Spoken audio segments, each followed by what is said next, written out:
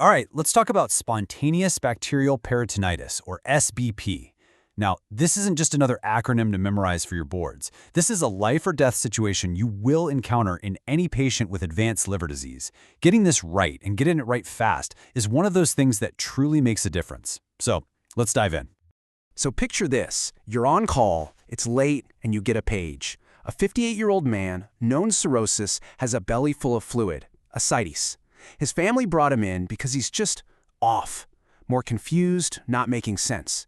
Your brain immediately screams hepatic encephalopathy, right? And sure, that's the obvious answer, but is it the whole story? And that's the question you absolutely have to ask yourself. Because if you just anchor on encephalopathy and start the lactulose, you could be missing something far more dangerous. You gotta wonder, is there a nasty infection hiding in plain sight? Which brings us right to our first big topic, suspecting the infection. With these patients, you have to have a super high index of suspicion.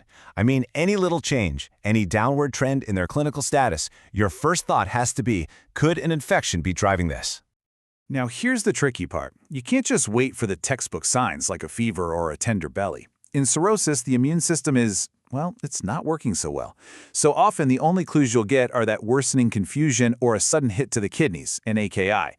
Remember this, in a patient with cirrhosis, any deterioration is a potential infection until proven otherwise. And don't just take my word for it. The guidelines are really clear on this. Think about that for a second. Up to a third of these patients might not have any specific symptoms at all. They're walking around with a life-threatening infection, and the only sign might be that their creatinine bumps up a little. That's why your suspicion is your most powerful diagnostic tool.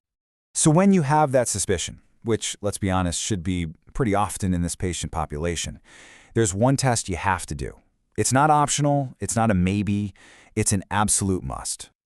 And that brings us to the diagnostic tab. We're talking about doing a paracentesis, pulling off some of that ascitic fluid. This simple procedure, which you can do right at the bedside, is the only way to get the real answer. And when you get that fluid, this is the magic number. This is the one thing you need to burn into your brain. A PMN count that's polymorphonuclear cells, basically neutrophils, greater than 250. If you remember nothing else, remember this number. It is the definition of SBP.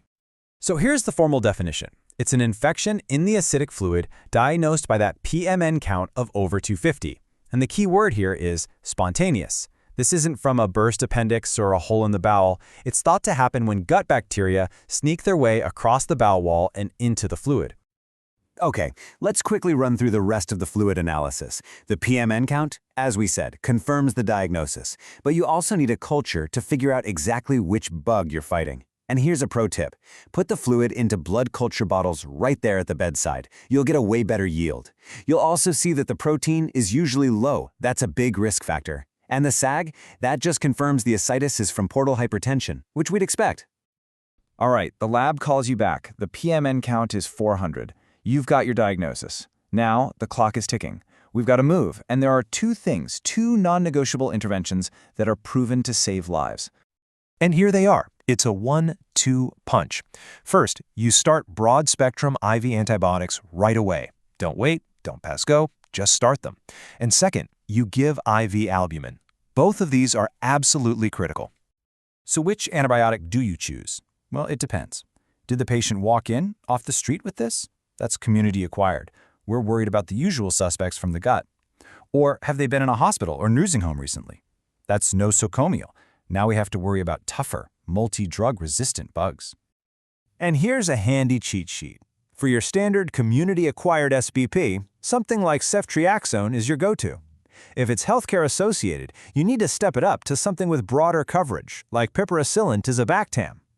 And if your patient is really sick, in septic shock, you bring out the big guns, a carbapenem, like meropenem. So what's the deal with that second step? Albumin. Why is it so important? Well, SBP causes this huge inflammatory storm, which can make blood vessels leaky and tank the patient's blood pressure, starving the kidneys of blood flow.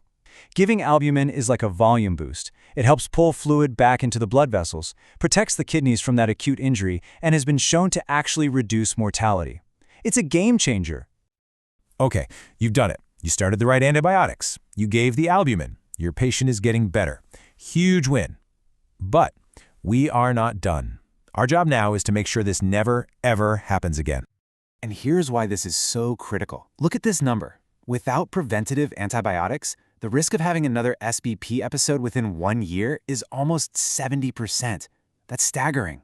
You can't just treat this and send them home. You have to be proactive. Now, we talk about two kinds of prophylaxis. Primary is trying to prevent the very first episode in someone we know is super high risk. But secondary prophylaxis, that's for anyone who's already had an episode of SBP. We are trying to prevent it from coming back. And here's the bottom line. This is a rule, not a suggestion. Every single patient who has SBP and survives needs to go home on an antibiotic for the rest of their life to prevent it from recurring. Full stop.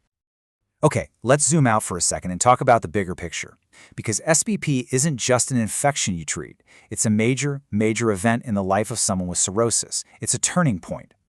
Look, getting a patient through an episode of SBP is a huge clinical victory. You should be proud of that. But it's also a massive red flag. It's the universe screaming at you that this person's liver disease has now entered a much more dangerous phase.